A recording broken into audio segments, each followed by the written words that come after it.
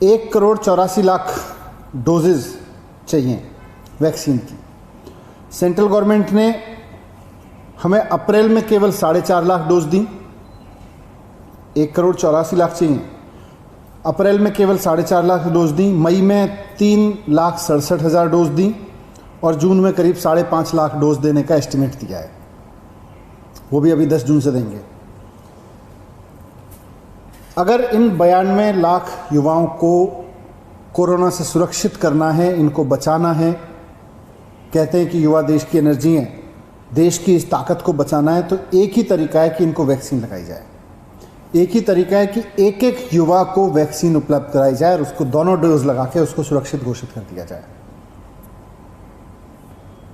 लेकिन केंद्र सरकार कुंडली मार के वैक्सीन के डिस्ट्रीब्यूशन पे बैठी है।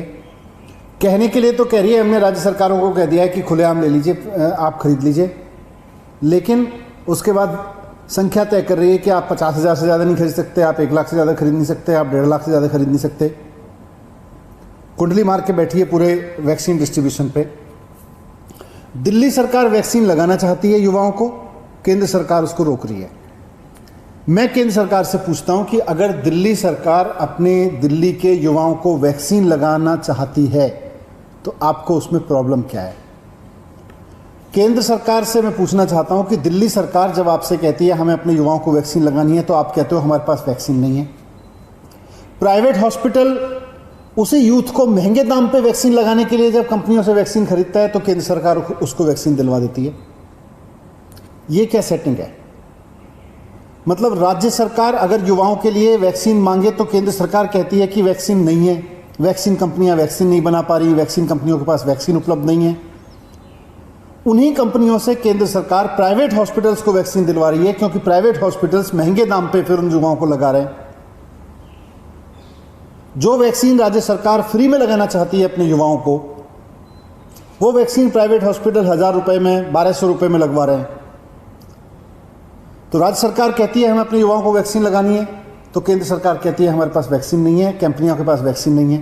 प्राइवेट हॉस्पिटल्स को लगातार वैक्सीन उपलब्ध कराई जा रही है ताकि वो 1,200 रुपए में लगा सकें, 1,000 रुपए में लगा सकें। मैं पूछना चाहता हूं केंद्र सरकार से कि अगर सरकार के लिए वैक्सीन नहीं है, अगर राज्य सरकारों के लिए केंद्र सरकार के पास युवाओं को देने के लिए वैक्सीन नहीं है, तो फिर प्राइवेट हॉस्पिटल्स को महंगे दाम पे देने के लिए वैक्सीन कहां से आ रही है? अगर केंद्र सरकार कहती है कि वैक्सीन कंपनियां उतनी वैक्सीन नहीं बना पा रही हैं कि राज्य सरकारों को एक मुश्त बड़े पैमाने पे दी जा सके, तो ये बड़े पैमाने पे देने के लिए प्राइवेट अस्पतालों के लिए वैक्सीन कहां से आ रही है? केंद्र सरकार इसका जवाब दे। क्या केंद्र सरकार ने केवल राज्य सरकारों को वैक्सीन देने पर रोक लगाई है? क्या केंद्र सरकार ने प्राइवेट अस्पतालों की किस राज्य को कितनी वैक्सीनेशन दी जा रही है, इस पे कोई राशनिंग नहीं है, इस पे कोई रेगुलेशन नहीं है? केंद्र सरकार पूरा डेटा रखे, किस राज्य को कितनी दी जा रही है, केंद्र सरकार प्राइवेट अस्पतालों को कितनी वैक्सीन दिला रही है, ये सारा डेटा केंद्र सरकार को रखना चाहिए। एक तो ये मुद्दा मुझे वैक्सीन के संबंध में रखना था। दूसरा, कल जीएसटी की मीटिंग हुई, जीएसटी काउंसिल की मीटिंग हुई। जीएसटी काउंसिल ये तय करती है कि देश में किस चीज़ पर कितना टैक्स लगेगा। दिल्ली की ओर से मैंने दिल्ली के वित्त मंत्री के रूप में मांग रखी कि वहाँ पर vaccine, oxygen concentrator, oximeter, PP kits, testing kits जैसी जितनी चीज़ें हैं, ऑक्सीजन सिलेंडर्स, लेकिन मूल रूप से वैक्सीन, इसको सबको टैक्स फ्री कर दिया जाए, इस पर जीएसटी का रेट 0 कर दिया जाए। लेकिन भारतीय जनता पार्टी के कुछ वित्त मंत्रियों ने इसका विरोध किया।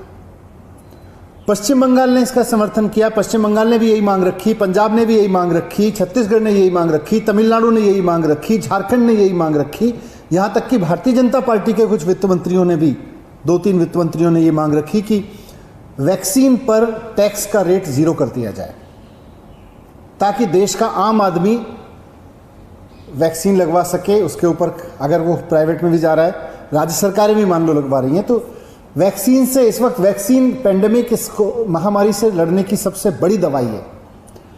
इससे पैसा कमाने के ना सोचें, पैसा कमाने की जगह हम ज़्यादा से ज़्यादा लोगों तक वैक्सीन पहुंचाने की सोचें। इसलिए इसको टैक्स फ्री कर दिया जाए पूरे देश में वैक्सीन को।